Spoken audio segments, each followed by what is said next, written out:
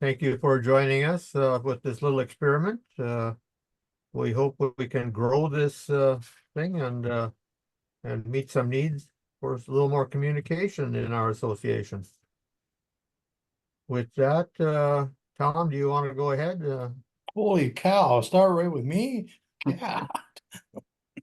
Okay. Well, and I guess I would reiterate what Larry just said. This is kind of an experiment. We don't have pride of authorship, however, because we stole the idea from the Minnesota Association of Townships, because they do this on a pretty regular basis. And we thought, well, might be okay to get together a little bit once a month at least for a little bit of time. And I guess the idea would be for us to put on a little bit of a topic, which is not necessarily what we have to talk about the rest of the hour, but put on a little topic and talk about a few things, and then open it up for some questions, and maybe with the idea too. And Larry probably will talk about this later, but with if if you got some ideas for what to talk about, we've got a lot of our board members on board here, but basically this is the idea was to get our members out and with us and talk about some general things and talk about some questions they might have, and within a limited time. That's kind of the idea. So I thought what I would do. Well, I got to remember I got to use the right. I got two computers. I got to use the right pad here. I thought what I do would be talk a little bit about a topic that kind of pops up all the time, and that is meeting notices. And it's an old hat for everybody. It is an old hat, but it seems like the topic comes up. Some of you that have been with us at workshops have seen some of this before, but it's all right to review it. In fact, I just had a question the other day. Do I have to have we're just going to get together as a township board and we're going to do a little zoning permit deal. Do we need to have notice for that? Well, of course, that question is a double whammy, because it sounded like it was a zoning meeting, one, and it was also a township supervisor meeting. So there's two separate issues there. And do we have to have notice? And of course, the answer to that, anytime you ask a question, do I need to have notice? It is this right here. All public meetings require notice. See that again. All public meetings require notice. Now, so that's any political body in the state of North Dakota. Okay, that's counties, that's cities, that's legislature, that is park boards, social services boards, townships, everybody, fire districts, everybody's got to have notice. And somehow, a lot of the folks just forget that. And so generally speaking, there's that 44-2004 in the Century Code that speaks to this. That's the open meeting and open records section of the law. And if we don't have it in your handbook, you can go to the website on the Century Code and you can pull that up. It's pages upon pages upon pages, but those questions would be answered. But that 44-2004 is a general requirement that you can look at. Okay. The other thing we got to try to remember is that public meetings, all meetings are open to the public, but not necessarily for participation. Okay, and I get that a lot too. Sometimes you'll hear about the township meeting and some guy ticked off about something and takes over the meeting and can't get anything done, or they storm out, they get mad, and all that stuff. Well, think of this. If you've ever been to a school board meeting, you can sit in the back and you watch a school board, right? And at some point in time, the president of the school board will say, is there any public that wants to speak? Time for public comment. It's probably right on the agenda. Same thing really for townships, really, or anybody. So if you're having a supervisor meeting, the public can be there, but they don't vote at it. They don't have a right to speak. All they're doing is watching it, right? And if you want to let them talk, of course you can, but the chair of the meeting is the chairman of the supervisor, runs the meeting. So, public notice is different than public participation. Now, having said that, obviously, if a guy's gonna show up at the township meeting, he's probably, the reason you have a meeting is probably about that person. So obviously he's gonna want to talk, but you know, you should not let somebody control the meeting just because they're on the agenda. So, and you don't have to let them speak either, you know, but, and we're kind of getting more into the running of a meeting business, but it's kind of a off topic from notice, but I thought it was a good time to talk about that. So, all public bodies, all political subdivisions, including townships, require public notice. Okay, so that's, you gotta cement that in there and write that under your thumbnail or something, because that's required. And of course, we have problems with townships because we don't give notice very often, so we do have problems. The types of township meetings, here we go. There's a 4 meetings that you're gonna probably run into: the annual meeting of the township, the special meeting of the township, supervisor meetings, and then zoning meetings, okay? And those are 4 distinct kinds of meetings, 4 distinct sets of rules, okay? And we can talk at some other point in time, maybe about what we do at those particular meetings, but those are 4, those are separate bodies. Annual meeting is an easy one, okay? 10 days notice in the paper, in the newspaper, okay? Or in a legal newspaper published in the township, okay? And now we're running into counties that don't have legal news, that don't have county newspapers anymore. I know, it's Cavalier County, I think, up there. Did they lose their, yeah, they lost their paper. So I think they're publishing in Grafton now, okay? Every county has to have a paper that's their official paper. Every county has to do that. So it might not be in the county anymore. Okay? So, but our annual meeting notice and a special meeting notice of the township, that's requires 10 days newspaper notice.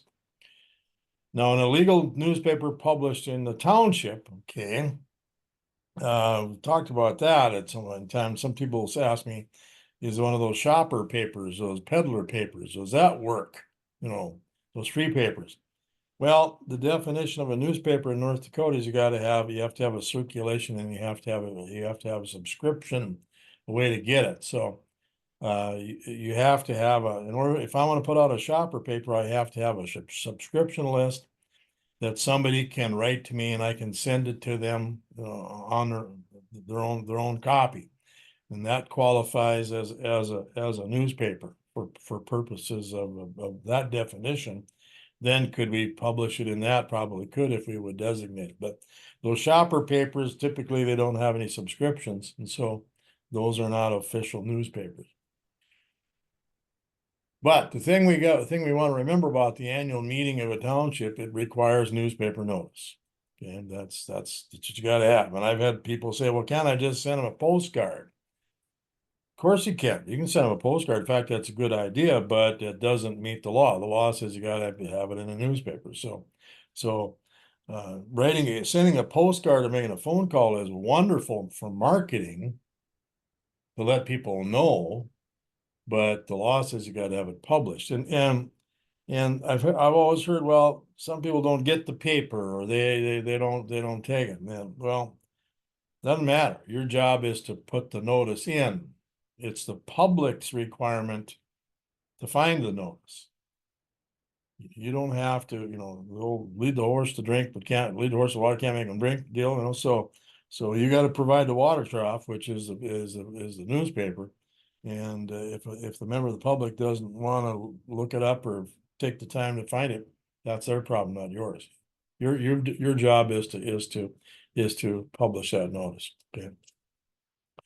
Supervisor meetings, okay, whole separate body. And we're only required for that second and fourth Tuesdays in March and a second Monday in June, and those can be combined, okay? So the law doesn't really speak very well to how many times we're supposed to meet. But I've been, you know, if you've been around at all for the last couple of years with me, you know that I've really been preaching a monthly meeting. In fact, if you go look back in that 44-2004 section I just told you about, there's even a paragraph in there that strongly suggests that bodies have regular meetings. Doesn't say you have to, but it strongly suggests within the state law, it says that strongly encourages to have regular meetings. Here again, think about, school boards once a month. City councils probably twice a week, county commissions once a month. It's there. Everybody knows when they're at, okay? It's time for townships to do the same. It's time for townships to do the same. Now that does a couple things for you.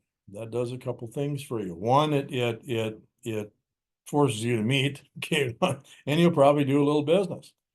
And it really helps when you get some, when you get those two guys that are sitting alongside the road with their pickups and they're talking. Well, there's the problem the township supervisors have, because we have meetings all the time. We never notify, never notice them, So if you're meeting alongside the road and you're talking about a culvert or something, well, okay, hey, we got a monthly meeting next week. Let's bring it up there. Okay, so it does that. It really helps. It really helps for efficiency of business. But the important thing for notice purposes is you can send one letter to the county auditor and say, normal townships can be meeting the third Friday of every month, 7 o'clock in the morning at the fertilizer, wherever, and you got, of course, you have to designate the place ahead of time. And there's your notice. Your notice is done. So that's the beauty of that. Now I speak to the county auditor there in that. So the law, in that 44-04-20, when we're talking about notices, and I've kind of shortened this up, the notice must be filed in the office of the Secretary of State for state level bodies, Public Service Commission, the prison system, all the Supreme Court, all those different state agencies. The city auditor for city level bodies, city council, city commission, park boards, library boards, all that stuff. And the county auditor of the county for all other bodies. That's us. That's fire districts, that's townships, that would be cemetery boards. So the county auditor of the county for all other bodies. Now that's notice to the county auditor. That's not newspaper notice. Okay, that's the beauty of a supervisor meeting. Supervisor meetings do not require newspaper notice, where the township resident meeting, annual meeting, does require the newspaper. So the township supervisors, when they get together, they don't require newspaper notice necessarily. Sure, nothing wrong with doing that, of course, but all you're supposed to have is reasonable notice. What's reasonable notice? Right there it is, right there. In 44-420, county auditor, the county for all other bodies. Most counties now, I think, have a county website, and I think a lot of county auditors just say, email me the notice. Email me your notice of your meetings, and if you're doing it once a month, send me the yearly notice, and we'll put it up on the county website for you. There's your notice. Once again, the same question. Well, if I want to find out, I don't have a website, or I don't know how to do that as a member of the public. Doesn't matter. Here's the horse and water again. You've done your job. You put it out there for the public to find. If the public is too lazy, or doesn't want to, or doesn't know how to find it, that's their problem. Okay, your job is to put it out there. And the nice thing about supervisor, the newspaper notice is not required. Okay, so I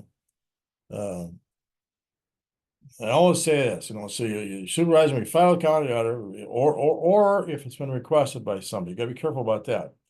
Somebody will say, I want to get notice of your meetings. Well, then they have to send you a letter requesting that. Then you have to send them individually a letter. Normal township will be in the meeting next Tuesday. Okay, or you could send them that one letter for your yearly meetings to your yearly meeting schedule. You can do that too. But if you get a request, then you have to send them personal notice. Just as an aside, we've had some issues with the Public Service Commission and townships with whether there's gonna be cell towers coming in or things like that, or pipelines, whatever. And I always tell townships, notify the Public Service Commission in writing that you want to have notice of any hearings that might deal with the cell towers, whatever the line is that you're concerned about. Because they have to operate under the same rule. If they're requested by a member of the public, the township, or a township supervisor, hey, send us notice when you're gonna be talking about the cell tower issue or whatever the issue is. They have to send you a personal notice as opposed to catching the Bismarck Tribune and going through the legal notices and see if you can find it on your own. So you always gotta remember that some people can ask for a notice. And I've talked to some townships, once again along this line. They've got absentee landowners, and an absentee landowner, not that they're griping, but they live in Minneapolis or whatever, and so they'll send a notice to the clerk and say, hey, just let me know when you're gonna meet, because sometimes I'm in the area, I wouldn't mind stopping in, so he's requested notice. And there are some absentees that are a little bit more Johnny on the spot, and they'll request notice. Any meeting you have, this last point here, does the public know about this meeting and could they find us? Okay. You don't have to help them know about it, but have you put that notice out there somewhere where it can be found? Okay. Then obviously in that notice is also going to be, your place too. So, can they find us, and could they find out about this meeting? And if you can't, well, no, they can't, because we didn't know ourselves we're gonna meet. Well, you're probably not legal. And there again, that is the problem. That is the problem with the townships. And before I get one more slide on zoning, then we'll quit here. But township supervisors are notorious for lack of notice. And why is that? Because first of all, there's only 3 of you, typically, unless you have a 5-person board. There's only 3 of you, and as soon as 2 of you are together, it's like the old wedding song. There were 2 or more of us are gathered in his name. Remember that old tune? Well, whenever 2 or more of you are gathered, that's a meeting. And you're sitting alongside the gravel road, and 2 of you are meeting in pickups, and you're talking. Well, that's a meeting. And so the technical answer would be, oh, I can't talk to you about that culvert. No, we're not going to talk about that. Well, of course, that doesn't happen. You're going to do that. That's problematic. And I know it happens. You just got to be careful about this. That's why that monthly meeting would be very helpful, I think, because at least that if you did talk last Tuesday, you met the guy in the elevator, and we talked about that culvert out there on section 7. Well, hey, we got our meeting next week. Let's bring it up officially and put it in the minutes and do that. Because here's the deal. Here's the deal with open meetings and notice. You get into a controversy and somebody says, I want to see copies of all your communications and your stuff. First of all, I want to see your meeting notice. Well, we didn't have one. Well, I want to see your minutes. Well, we didn't take minutes. I want to see your agenda. Well, we didn't have one. So it just doesn't help you very well when that kind of stuff happens. So we really want to be careful about this, because I know that the township supervisors, like I said, are notorious for poor notice. And then one last thought about zoning. That's not a supervisory meeting. That's a separate body. Now, a third bit different. For those of you in the zone, you got to be careful about this. And the problem is that the supervisors are the zoning commissioners. So they're the same people, So when you think about it, annual meeting is for the residents. There's only 3 people there, 4 people there. They're the supervisors, but they're residents that day. And then the supervisors have their meetings, the same 3 people, but they got their supervisor hat on. Then we're going to have a zoning meeting. It's the same 3 people, but we got our zoning hat on. So, and there's nothing in the law really about zoning notices. Why is that? Because 1,300 different townships, 1,300 different zoning ordinances, and every zoning ordinance has their own notice requirement. And if not, they should have them in there. So Some zoning ordinances, they gotta have to have a 2-week notice. Some will say a 10-day notice. Some will say it gotta be published. Some say not, So for those of you that are zoned, that are thinking about zoning, one of the things you should put in your ordinance is what's our notice requirements going to be? Maybe if you just put in county auditor notice, that'll be good enough. And then your own governing document, your own zoning ordinances tell you what you're supposed to do. As I think as a general rule for zoning, if you're doing something big, you're going to establish a zoning ordinance. If you're going to change it from residential to commercial, that's probably going to require a township resident approval. You probably have to do that at a special meeting. If you're going to hand out a building permit that's probably not too far afield, probably can get by with doing that with just some reasonable notice. There again, every zoning ordinance is different.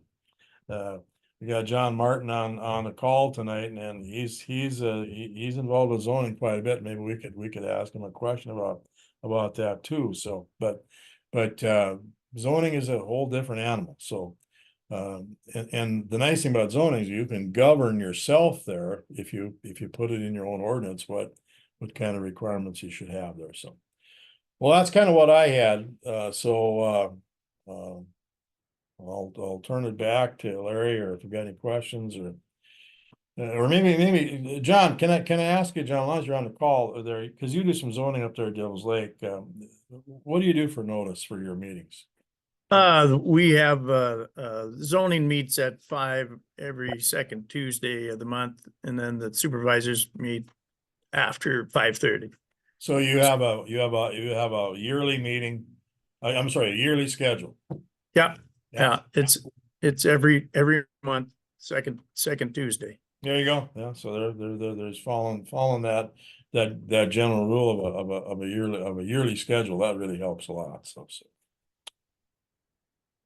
All right. Tom, this is Tom. Yeah, This Joel Hammer calling from Allendale, North Dakota. Here, I'm a supervisor in Allendale. We're just going to start our zoning process. We got such a mess down here. I don't know if you guys have all heard about the Applied Digital. They're just running us over down here. Yep. And I so have heard about it. Yep. We're just in the process working with South Central Regional Council, and we're about done with getting our plan together. Now this putting in there when the meeting for the zoning is, but the first time we meet to want to get the ordinance adopted, what's our notice for our meetings for that? Who's meeting? Who's doing the meeting? Well, the supervisors will be meeting because we don't have a zoning board yet. The supervisors are meeting. Your requirement is reasonable notice, and reasonable notice for you is county auditor notice. Right. So when we kind of have a meeting, so Tom, I was a commissioner for 20 years, so I know a lot of how that kind of works. Oh so God, he's coming over from the dark side. I am, and I got off of that. I didn't run, so that's good. But anyway, I know about just going to the auditor's office at 3:30, 4 o'clock when we really don't want anybody at the meeting, put it on the board and tell them we're having a meeting. But sometimes we just know about that time we got to have a meeting. Yeah.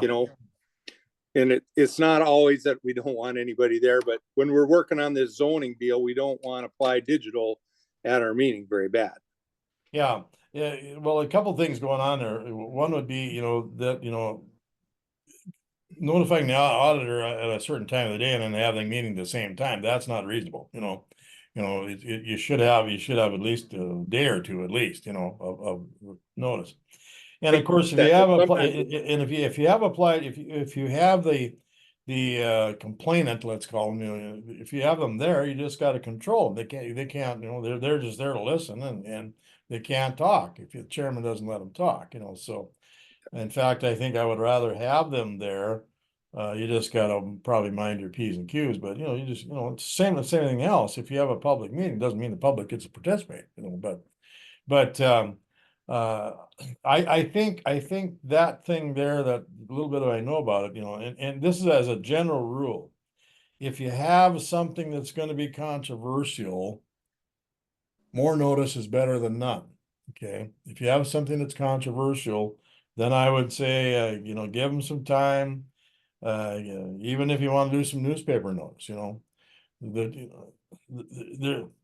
the reason I say that is because if it's controversial, those are the guys gonna want to get copies of your meeting notes and your minutes and all that kind of stuff. Well, you don't want to come across as you've been running roughshod, you really don't. So I think that the long answer to the short question, but I think your question, I think what I would do there would be to, if it's just a supervisor meeting and you're establishing this thing, I would say, at least, some sort of 3, 4, 5 day notice, I think would be reasonable, I think. Well, Tom, this is where we want to bring the zoning proposal to our residents. And we're thinking that we want to get it in the paper for sure. We don't want to hide anything. Okay. But do I have to do, some of the things you read, it's got to be a 2-week notice, twice in the paper, Well, there again, you see, if you're gonna bring it to the residents come together one of 2 ways. The annual meeting in March or a special meeting, okay? And both of those have requirements in the law, 10 days newspaper notice, okay? The special meeting has to have the added requirement of the agenda has to be listed. And you can only talk about that particular agenda item at a special meeting of the township residents, okay? With an annual meeting, basically it's fair game. So, but you might just have a public, for lack of a better word, a public informational meeting where you're not gonna take any action, okay?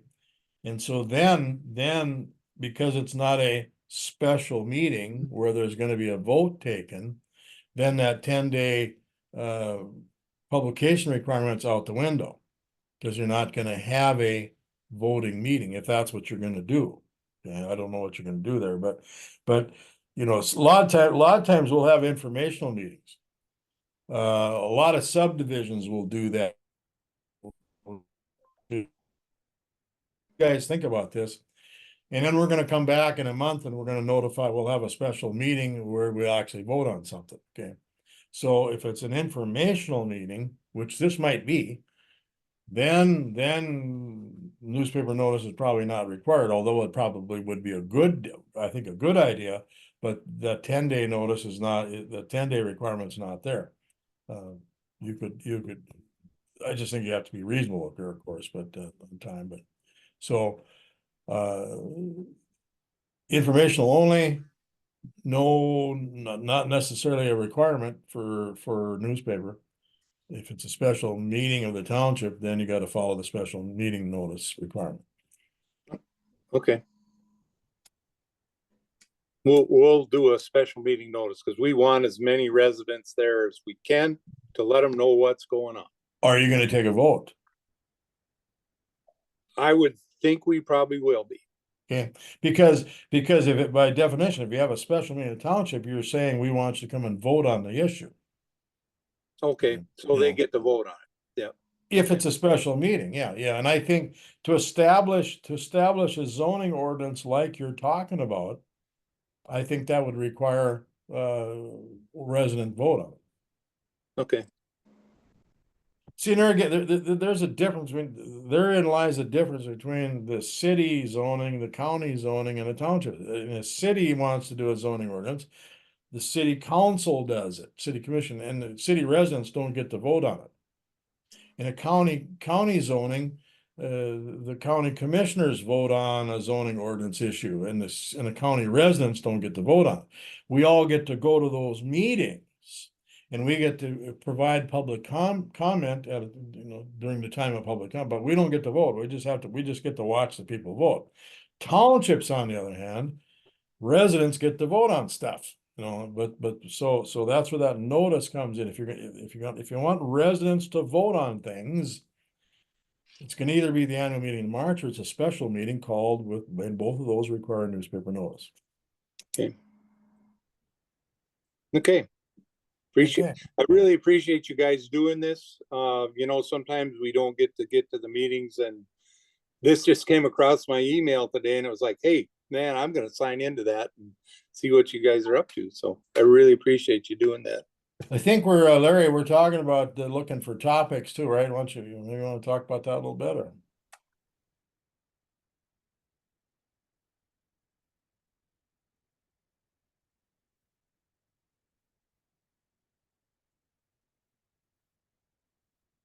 Is he gonna, Larry, you gonna unmute there? Maybe you didn't hear me. Yeah, like I said, we're hoping to grow this program, and if you got a topic you'd like to have us address, please send it in. You can send it in during the intro. We can work on it and be prepared for it. So that would help out a lot. Gonna mention Tom talked a bit about that secret meeting all townships seem to have along the side of the road, or when they go out and do their road check in the spring to decide where they're gonna put the gravel and things like that. I noticed in Minnesota, they have an exemption in their open meetings law that allows that township officers, while they're acting as staff, in other words, going out to check the roads themselves, since they don't have an engineering department go out and give them a report on their roads. They have to go out and look at the roads themselves. They are exempt from the open meetings law for that purpose. And we're going to try to put together an attempt to get that exemption in our law too. So something more to borrow from Minnesota. Other things, we've noticed some townships have an issue with they don't feel they can get the sufficient coverage from the state bonding fund to cover their treasury. Especially if they have use a special road fund, and they could have up to $500,000 in that. And the state bonding fund only seems to cover about $10,000. We'd like to see if we can get that at least an option to buy up. You probably wouldn't be free coverage like that $10,000 is, but could buy up insurance for that anyway. So, any questions on any of this stuff?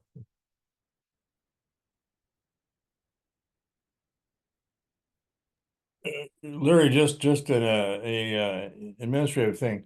This thing is being recorded, I see, and so is the plan to put these Township Tuesdays up someplace so they can be looked at later? Although I can't imagine, I wouldn't want to ever look at myself again, but you know, I suspect that, you know, because this is our first rollout, that you know, a lot of people didn't probably know about this, and then, you know, and kind of on purpose, we didn't really want to have a huge crowd the first time anyway, to see how it worked, but I'm assuming this is gonna be put up someplace. Yes, if the recording seems to be of decent quality, I'll find a place for it on our video link on the website.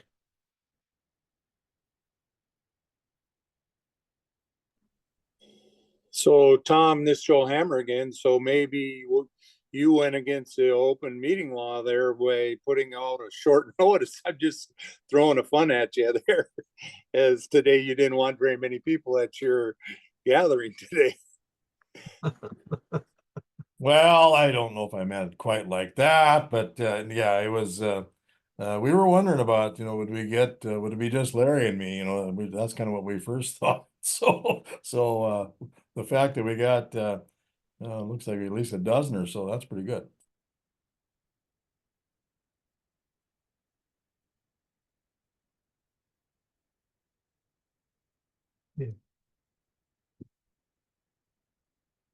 Well, anybody else have any questions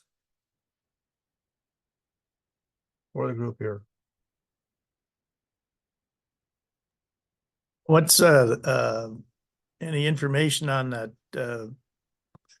on the township funds from the oil money, I guess is what the prairie dog fund, is that up and running or? Yes, it seems to be filling on schedule, and it, will, it looks like we can expect, each of those payments every other year. So, one year we'd be getting the prairie dog fund, and the next year we get the legacy earnings fund. So get a little boost each year as long as What's the the, oil, what's the timetable on that, Larry? well, the prairie dog fills during the biennium, and it has to fill by the end of the biennium or you lose it. So that'll be coming out again in 25. And then in 26, we should get the legacy earnings fund, which amounted to about $218 per maintained mile.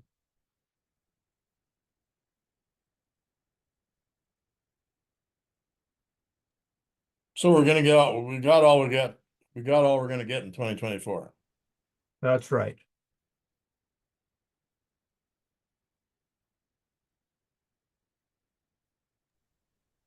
Anything shaking on the property tax situation? Well, there's a meeting of the coalition tomorrow. I understand they now have 18 groups that have signed on.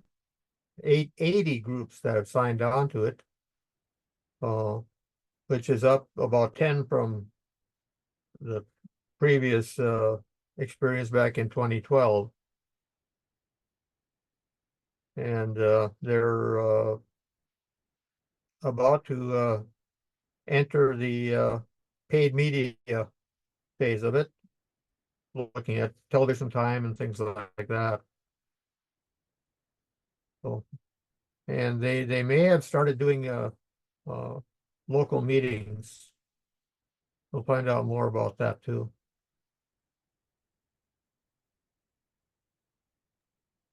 What's you explain about this coalition, Larry? Maybe some of these folks maybe don't know what that is, and how this works and how ND2A is as a position, but we gotta be careful how we approach this, so.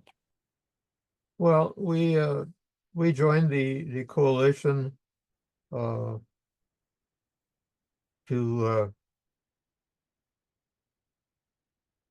oppose it. We are very limited in what we can do because our funding is basically dues, which are in most cases derived from tax dollars. So we can't really publicly work against the measure.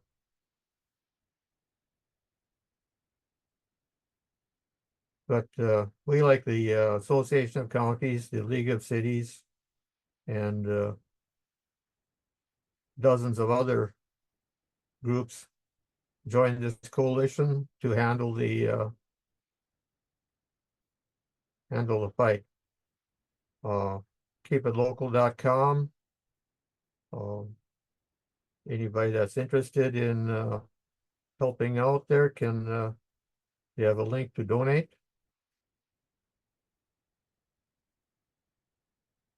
I don't know what else I can really say right now.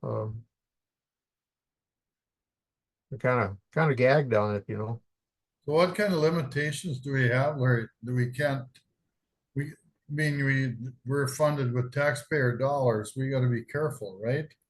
And Right.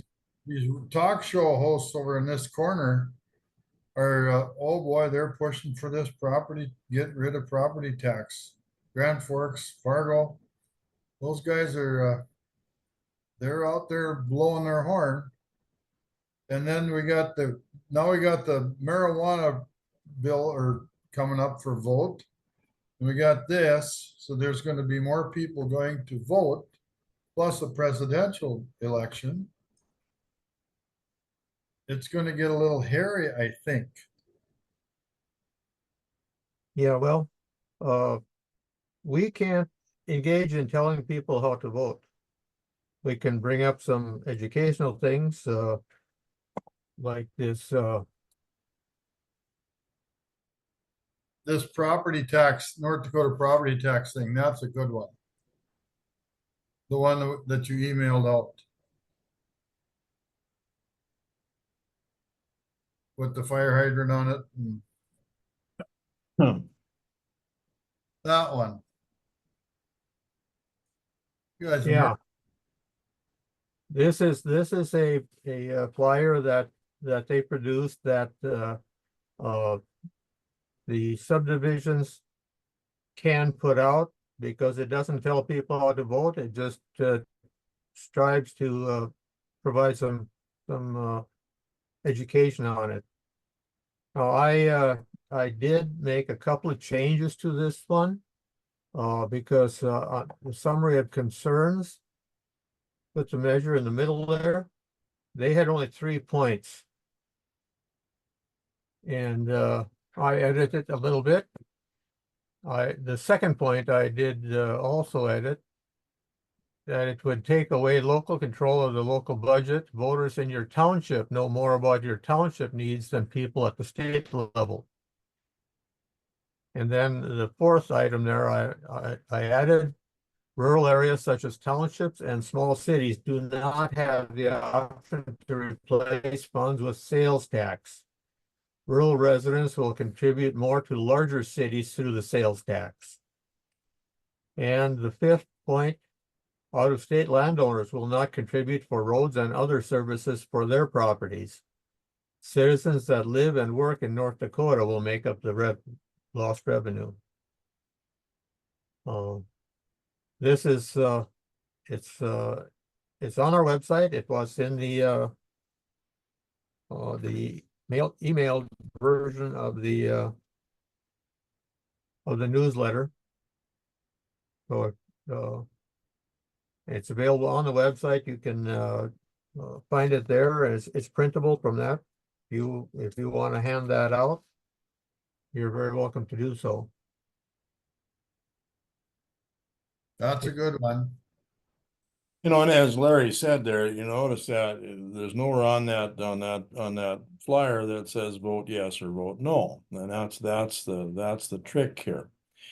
We can't tell people how to vote, but we sure can try to, there again, they're leading the horse to water, and we're gonna see if they can drink on their own. So, because you gotta tell them what the effect of this is, you know. But we just can't say vote no, vote yes, because that's where you cross the line on campaigning with public funds, you know. So, you know, it's similar to, you know, if you've ever really looked at school board bond issue advertising in the papers, you ever looked at that? They'll say, well, we raise this money, we're going to build this, and we're going to be able to do that, and blah blah blah. But they never say vote yes on it, you know, from you know, signed by the school board. Or they shouldn't if they do that, but they're not supposed to say vote yes, but they just should tell you, here's what's going to happen if this thing passes, you know. So the same thing here, this is what's going to happen in a negative way of what if this thing passes, this is what's going to happen. So, and that's the hard part is you know, and I know we all want to stand on the street corner and say vote no on this, and Rod, I think maybe, you know, as a private person, you know, I think you can go on a talk show and call in. I think you just can't say I represent the North Dakota Township officers, so you can't say that, you know, because and then the gig is up. So it's Rod Meyer, private citizen, you know, and most time you don't say your name anyway, but you know, you can do it that way. You just gotta be careful when you don't align yourself to your official position. Right.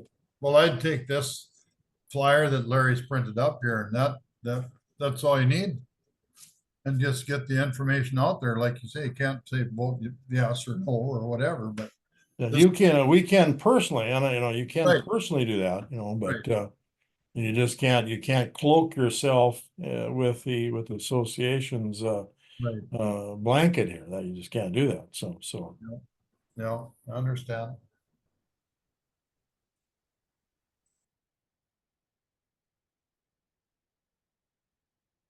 and I think too, you know, we all have you know, the folks in the township, you know, that we know, our residents or neighbors, we can sure talk to them, you know, and say, here's what's gonna happen with our township.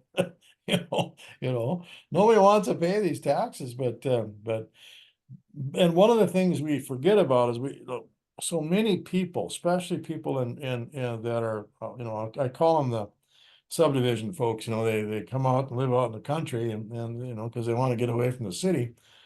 And but they still have a hard time understanding that their entire tax bill on their house in the subdivision doesn't go to the township, to the snowplow. They don't get that. I mean, all our taxes, you know, they all go to the county, and the school gets a great majority of them. And so even if you're living in a nice house in the country, you bought a farmstead and you're paying a couple $1,000 in taxes, the township gets about 5% of that, you know.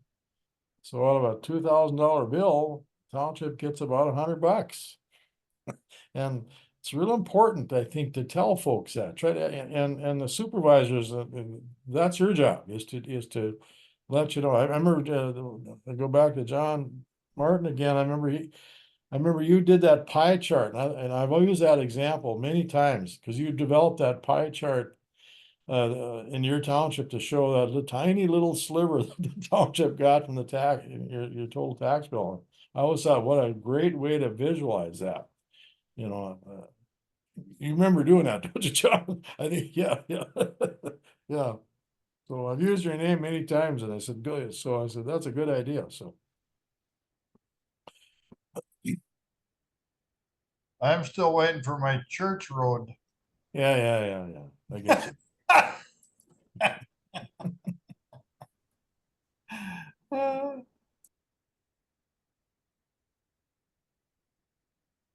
Tom, I still get a lot of questions on trees and who's responsible, and I don't know, that seems like it's always a gray area. How do you deal with that? Yeah, it is, you know, it really is. It's a tough one, but uh, as a general rule, well, I gotta come back, I lost you here. Where'd you go? There we go. As a general rule, you know, the trees are in the ditch, you know, if they're within the 33 feet, that's the township's responsibility. And the problem comes is they get to be huge, you know, and so see if I got my picture here, Richard. Mr. Meyer here. Mr. Meyer is talking about that picture there, right? Is that what you're talking about? Yeah, that one. Yeah, that's the one. Yeah. So right next to the cemetery, right next to the church, right next to Yeah. the funeral, right next to the funeral home. Yeah. Look at all the bark that's missing. Yeah, I know, because that car is right there, sidewalk's right there. So Yeah. yeah, they there's definitely too close to the road there. So but and so you know, when the trees are little, you know, the size of your little finger, that's when you can mow them down, you know, and do that. When they get to be big, you know, it's still the township's responsibility. The problem is that where do we, you know, there's a couple of them. What do we do with them? Because you just can't pile them on the land outside the 33 feet, except if you don't have, you know, you gotta have permission to do that. And so you gotta haul them away, you know? And so do I have to give notice or not? Well, if you're going to take the trees down and not charge against taxes, say that again, if you're going to take the trees down and not charge against taxes, I can do it tonight. Although it's getting dark. Okay, I can do it tomorrow. Because it's the township's right away. If I'm gonna try to charge for the work, against the taxes or try to get a bill made and send to the guy, make him pay for that, then I gotta give him notice. Back to notice again. I gotta give the person notice, give the person the opportunity to take the trees and do the work themselves. And with a deadline, and of course, and then if they don't follow up, then the township can go ahead and do the work and charge accordingly. You know, you can either charge against the taxes, or you can develop a bill and send it to them and take them to small claims court for the work. Sometimes the issue is, and that was what Rod had, the issue was, you know, it's the operator doing the problem and not the landowner. So we don't want to put it against the landowner's taxes. We want to go after the operator. Well, and then we're going to have to go to do the small claims route, because the operator obviously doesn't pay any taxes on that property. So that's always the deal. But I always say, especially with those big trees, if you can make a deal with the landowner and say, we'll go halvesies here.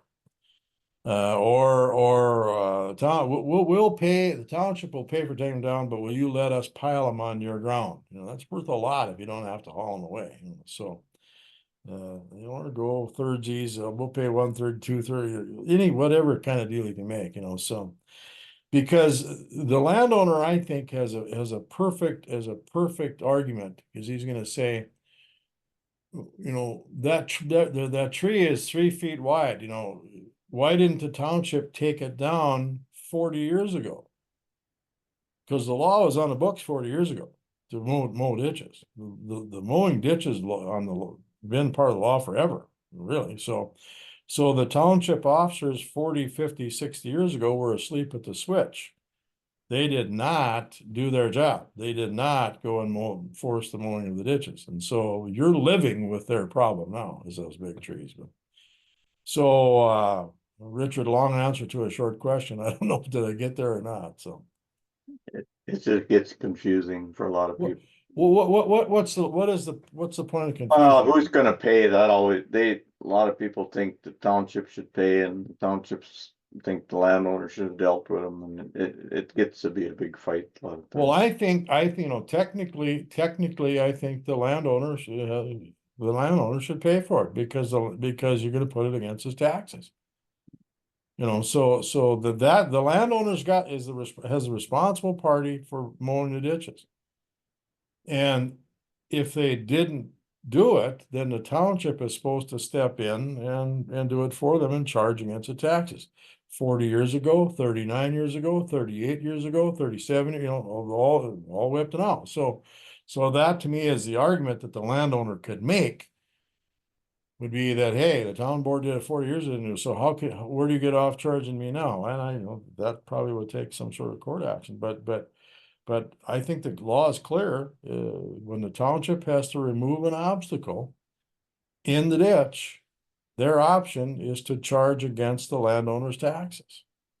And it's really not an option. That's what they can do, you know. So it's confusing, because they don't want to do that. They don't want to go against the landlord. They don't want to do that. And I get that, but that's their remedy. And so if they choose not to charge against the taxes, then they're screwed. What are we going to do? You know, so and then of course, overriding this whole mess is, why do we worry about it? Well, it's an obstacle.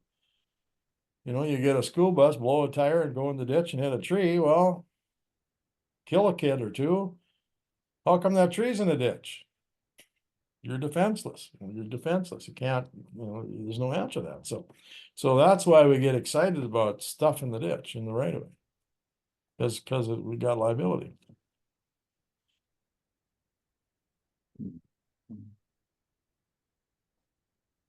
You know, and I think, you know, and I know sometimes, you know, people are a little concerned about how do we write this letter. I mean, it doesn't have to be anything magic. It just say, got to remove the trees in the section that's right away between, you know, section so and so and on the east side of the road, and if you don't, we're going to do it for you, and we'll charge against your taxes. It's really pretty simple, you know. Doing it is another matter. Getting it, that's the other problem. That's why I get those ditches mowed, so.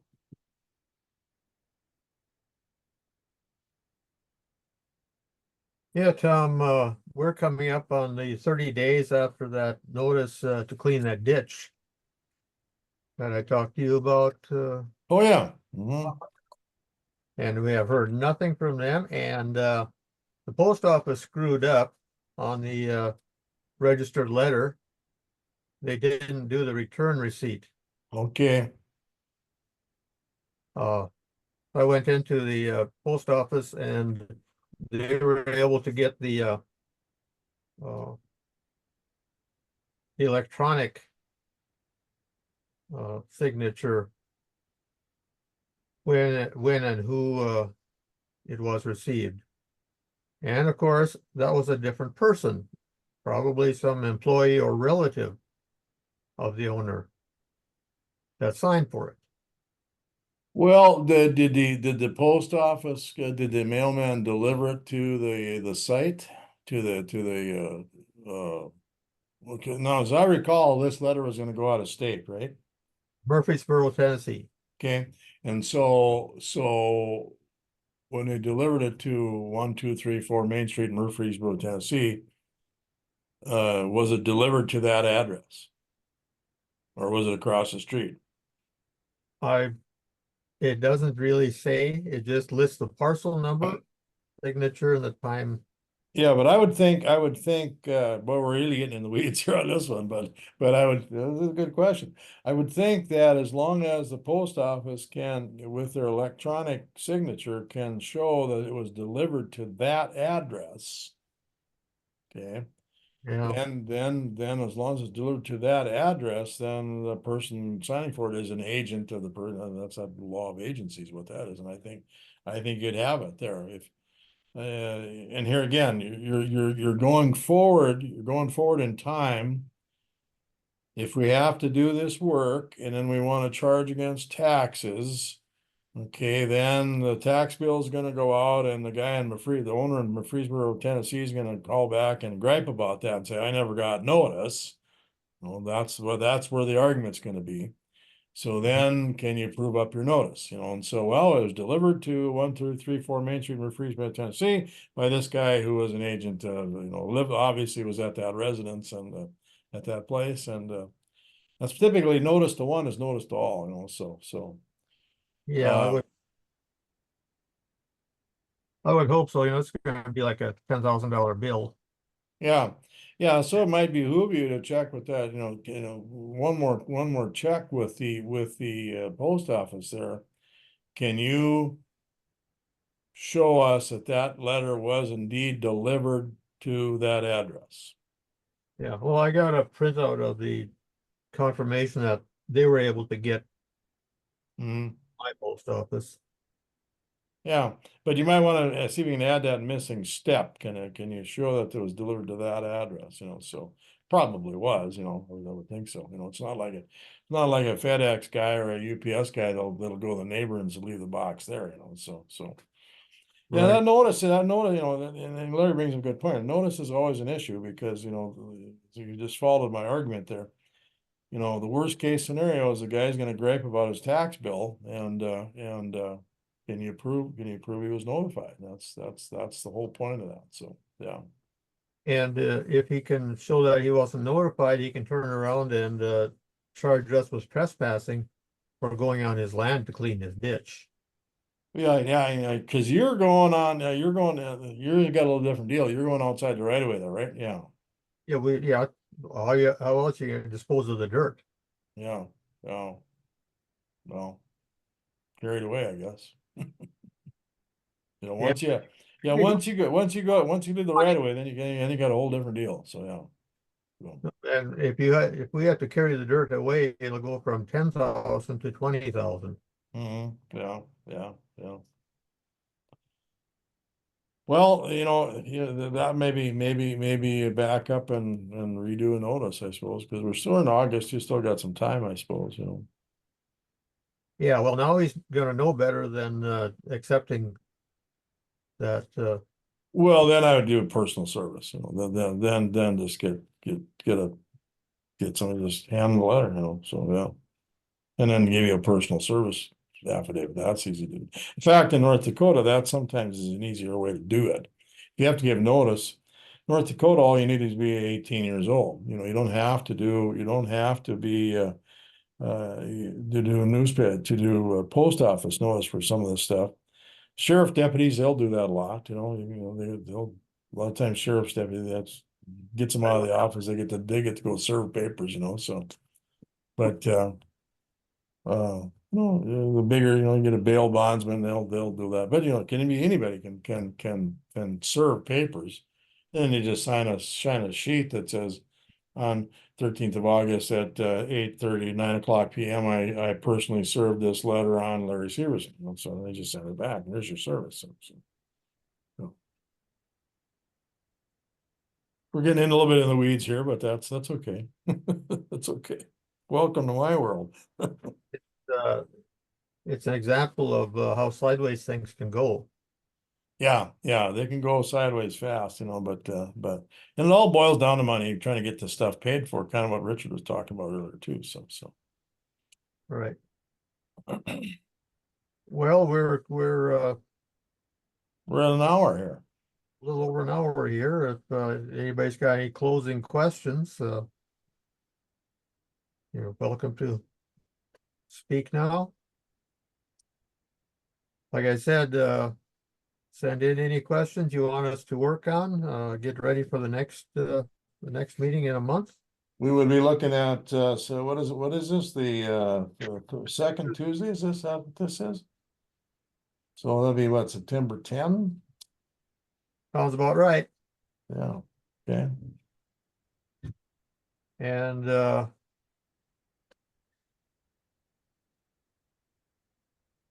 that will happen at the same time. We're going to be down at Big Iron, so we'll probably have to. Well, this is after that closes up for the day, but NDTOA is going to be manning a booth at Big Iron, so look for us down there. Mm-hmm. So, Mr. President, you're awfully quiet. I'm listening, Tom. Okay. This is All right. this is some good feed. I've got one question though for Joel. I really do. Just curious on your zoning that you talked about that you were starting your zoning. Now is this just affecting your township or are there several townships in your area that are taking on zoning now that haven't been before, Joel? This is just affecting our township right now. I've been to the county commission and tried to have them to try to help us out to get the county zoned. I think the only zoning they have is for the animal feedlots and stuff. But we visited with Tim Gaynard. He's our township guy in this county, and it all started out with a approach that they built, and I called Tim. We have an approach permit. They didn't get approach, and they put 3 of them in. And Tim told me, he said, you give them 30 days to move that approach or they're going to run over you. So we had a meeting with them, and we were nice to them and said, yeah, whenever we can get that done, it's good. They didn't put a culvert in it, bring it up to snuff. And it's just been all downhill ever since then. They want to put a man camp in. We've been reading all the Western North Dakota zoning regulations, trying to get this straightened out.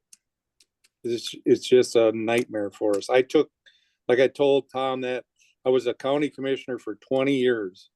I've taken more calls this year as a township chairman than I did in those 20 years. The neighbors are just unbearable. I mean, they can't stand it. They're ready to leave, a lot of them. Really sad. I didn't catch that for sure. What was it, Joel, that was going in there? I was unaware of what that was. It's called Applied Digital. You look it up on there, it's a Bitcoin, and it's the first they started out with a Bitcoin mining operation. And then they found out we're going to get some wind towers, solar farms now, whatever, big power lines. So they put this artificial intelligence building up. It's like 900 loads of precast cement. The place is huge. And it's all about artificial intelligence running different scenarios on computers. Money is definitely no object. It's a 1.2 billion with a B building. Okay, I would like your contact information, because that we have a proposed site just like that that's going up. Let's see, it would be in Montreal County. Approximately 12 miles from me, but I have talked to some township officers that are quite concerned about that as well, and what's coming in, and sounds like it's kind of a hush type deal, but it's a Bitcoin. What you're explaining is what I've been told that's what it is, and So what you'll hear is you'll hear a constant high pitched noise okay, for the rest of your life. Yep.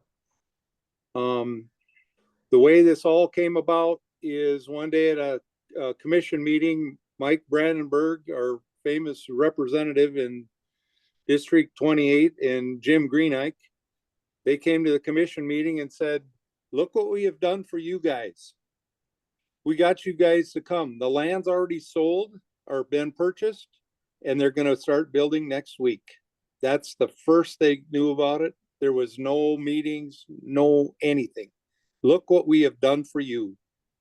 And it's got the town in a turmoil. You know, not everybody's crazy. This place bought 8 townhouses in town, there's 8 widows that live in there. They told them first they had till July 1st to get out. And now giving them till the end of the year to get out, because we need those places for our employees. Last night I was at a city council meeting. The head of one of the heads of the project, Allendale they want Allendale to do a TIF district. And the guy said, if who don't do the TIF district, we're not bringing our houses. They're going to build like bring 40 modular homes into someplace in Allendale. It's crazy. 400 employees right now working there. Most of them live in Aberdeen, or, Allendale doesn't have that much storage or places to live. Where's this group out of? Where are they from? I think they're originally from Texas. They have another place. They have another mining, or the Bitcoin mining place in Jamestown in Stutzman County. Yep. This high pitched noise thing. What's the word on that? Well, so where they bought the land is right next to a huge substation. We had that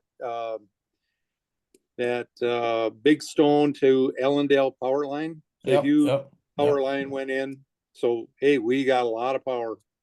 But the noise itself, I mean, what do you know about? How do you come to know that? That's gonna be. Well, I live probably 3 miles from the place. So it's up and running. Have you? Is there any kind of a decibel rating? Not at our house. We can hear it when the wind's running, or the wind's blowing right, or if it's really still. But one of the neighbors, his sister's the one that sold the land to him, and he's not very happy about it. Because if you get, there's such a thing as, if it's too loud, there's a decibel rating. There you might be able to give. There might be some health concerns there that you could maybe get the health department involved, or the EPA, or I suppose a court with some sort of injunctive relief. I suppose you could, if you want to go that far. But interesting to know what kind of decibel rating there is there. a little bit of it too, background is they probably bought one of the wettest quarters in our township. And I don't know, they've got 35 semis on the road hauling gravel every day. And they've been hauling for 4 or 5, 6 months, I don't know. Yeah. And they're filling all the sloughs in and building it. I mean, this building's going in. I mean, the building part's done. And of course, you're filling in sloughs, you got, there is some NRCS concerns there, There is no NRCS concerns for these guys. right, but the NRCS could be brought to bear, I would think, if they're filling some sloughs in. We've already asked. They're immune.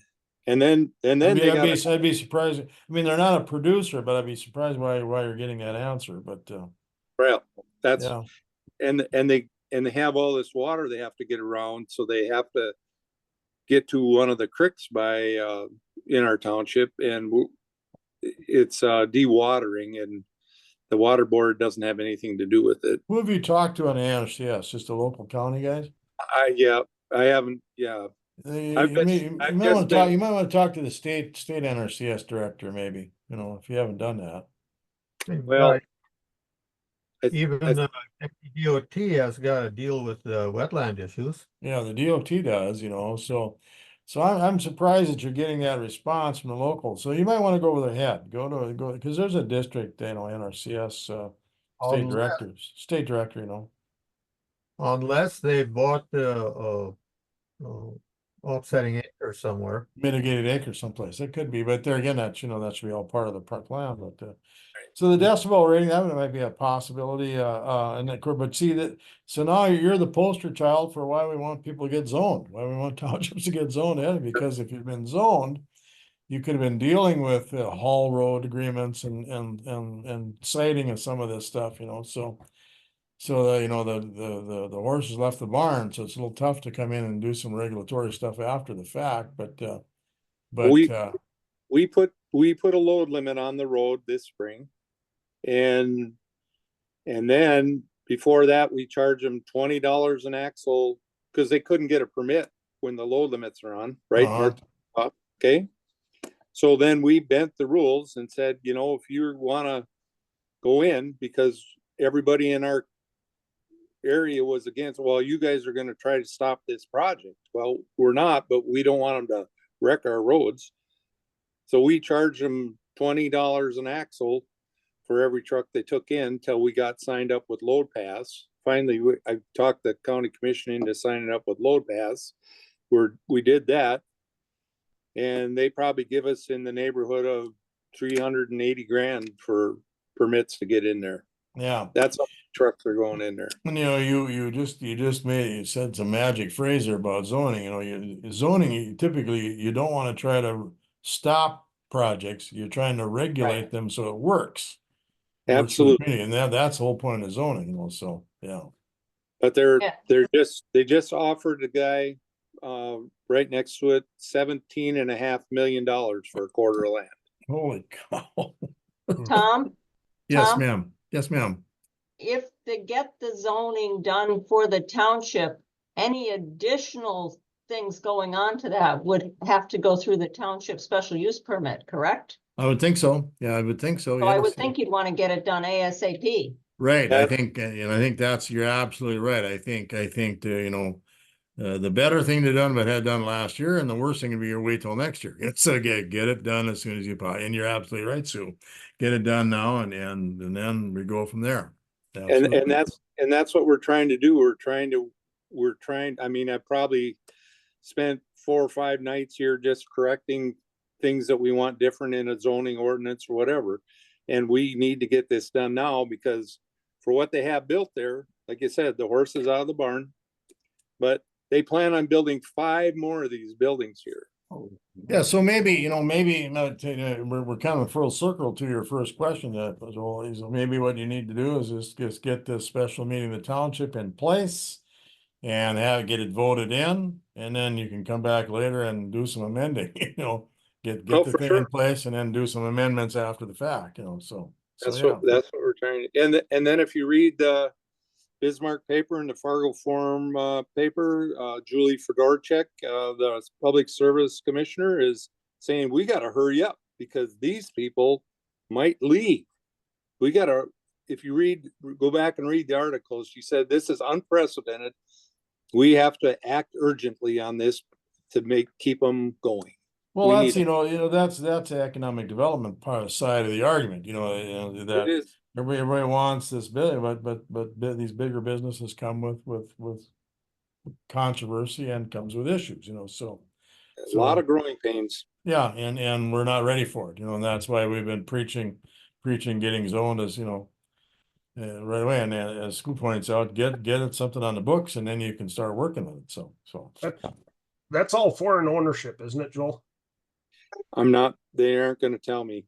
Oh, really? Oh, from what I understood here on this one that they're proposing, they haven't started moving dirt yet, but from what I understood that was all foreign ownership, on that system. But it's exactly what you're talking about. It's set right next to a big, huge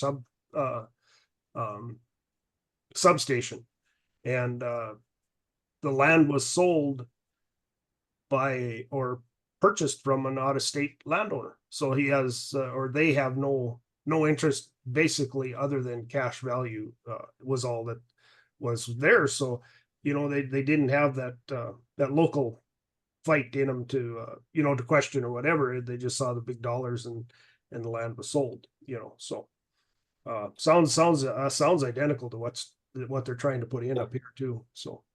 And Joel, you talk about the ownership. I mean, you can check the Secretary of State's website and with the name, and either they're an LLC or a corporation, you can get a list of stock and not stock, or listed directors, and you should really get some information about who that company is.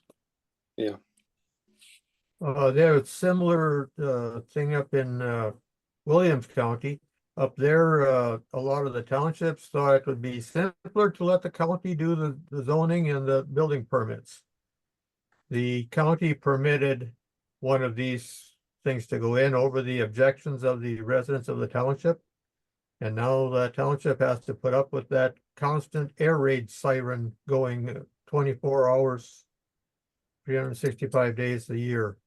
The cooling fans are just horrendous. Yeah, I had heard what they were, and it was, Larry, that they're just huge. Them fans, they're to cool that facility.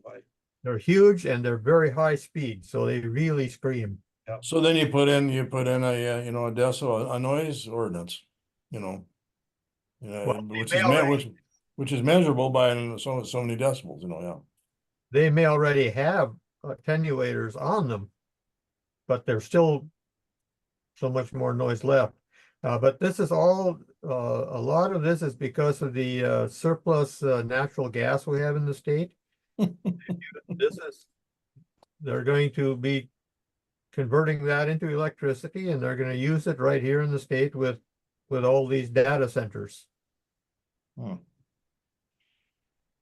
I was there this winter these guys will call you at 1 o'clock in the afternoon and say, hey, we got to meet at 9:30 at night. And it's like, that's my meeting notice. Why I got to get to the auditor's office at, as soon as I know the meeting's there to say we're going to have a meeting. And why would they have to meet at 9:30 at night? Well, because that's when they want to meet. And you say we're not going to meet then. Well, that's the deal. The guy flies in from Tennessee all the time, and we tried to accommodate him, and finally we just told him this is a bunch of BS. We're going to meet when we want to meet, and now you can meet normal business hours, and if he can fly in at night, he can fly in during the morning. It's just we're kind of to the point is till we get this zoning done, we're done really having meetings with them till we can get this done and taken care of. I mean, it's just every day it's something. No, you set your meeting and you send them notice, and if you don't make it, it doesn't make it. And I mean, yeah, and I would send them notice, but I'd have your meetings at your regular times, and it's your schedule, not his. And I just wouldn't put up with that. The thing is, everything they do is an emergency. you know, like, well, we got to get the water away tomorrow. And it's like, we finally just told them, too bad, we're not meeting, you know, they find a Good. different work. Good, You know. good, yeah, Tom, yes. correct me if I'm wrong here. Once, if you're proposing zoning and once you put your notice in the paper, at that point, then they can't proceed with anything that might need a permit until after your zoning is completed. I think that's probably true. You know, I think that's probably true. You know, it's a pending zoning ordinance change or zoning ordinance. I think you're probably right on that. You know, I guess I would take the position that that is right. Show me why I'm wrong, you know? So I Well, would not have an informational meeting. I would go ahead and put your notice in the paper. Yeah, it sounds to me like, you know, having heard what he's talking about, it sounds to me like it'd be better off getting this ordinance in place. You know, and I understand the residents probably want to get involved with the nit noise and changing paragraph B and, you know, doing some of that kind of stuff. That might be bad, I get that, but it might be better to get the thing in place and then start working on mending and fixing after the fact. Yeah. Well, think and so. see, part of our other problem is there's a wind farm that's going to be in our township. Now there's going to be a solar farm that's going to be in our township. And we're the lucky ones to get the CO2 pipeline within 2 miles of our house. Well, great. Yeah. Who wants a job? Yeah. So don't, I guess what I'm saying is don't make it worse by acquiescing to their ridiculous demands for me, you know, hey, you have notice requirements, you know, you do. And that's the law, and as you're not making it up, that's a state law, and so they have to abide by that. And I wouldn't put up with, you know, we're not going to meet at 9:30 because that's not enough notice to the public, and period. And our meeting's next Tuesday at 9 o'clock or whatever time you pick, and that's when we're meeting. And if you're welcome to be there. If you can't make it, tough luck. We're already to that point, Tom. Yeah. We got that part figured out. And it's too bad that you let them, you know, get away with that for a while, but Right. But we learned too late, so. We do. Yeah. We're Say- too much, we're too nice. You know. Oh, sure. We're North Dakota nice. Right. And I'll be a little mean here, but Larry, it's almost 9:30 and I'm done.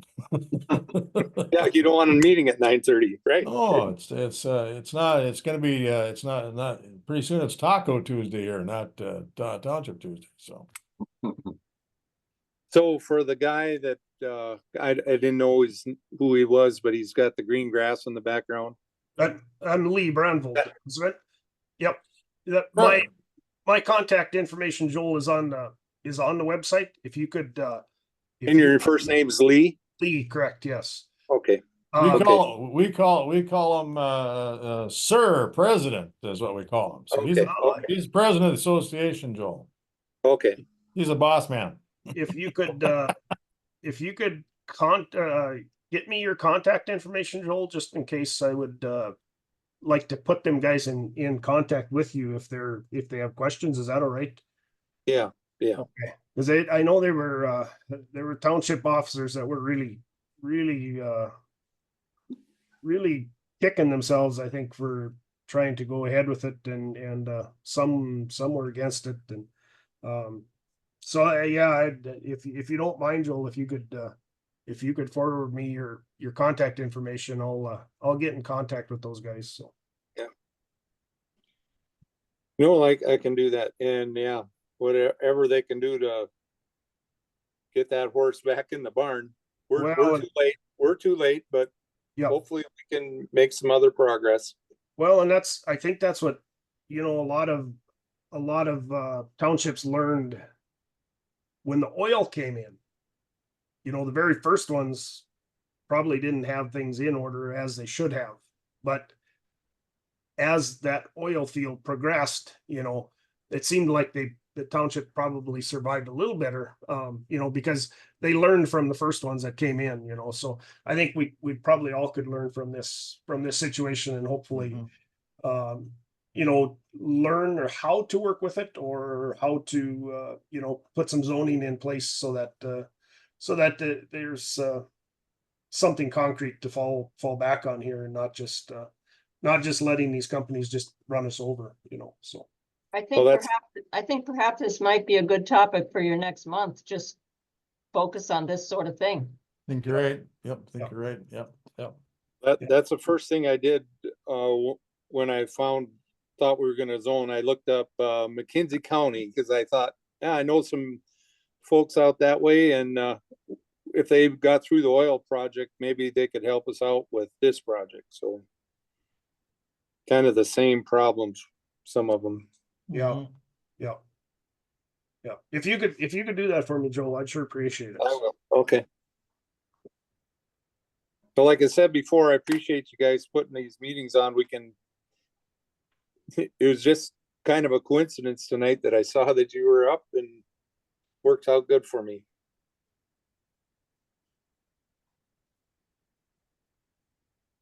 Well, I'm done. Well, thank you everyone for attending. This was a good start. We'll hopefully Yep. continue these and get our township officers more involved here. So thank you. State convention, Lee. When is that? December. Tell Second these and guys third. about it. We expect to see these folks at the state convention. so. Absolutely. That'd be great to see them. Absolutely. Okay, Yeah. sign off. Thank you, everyone.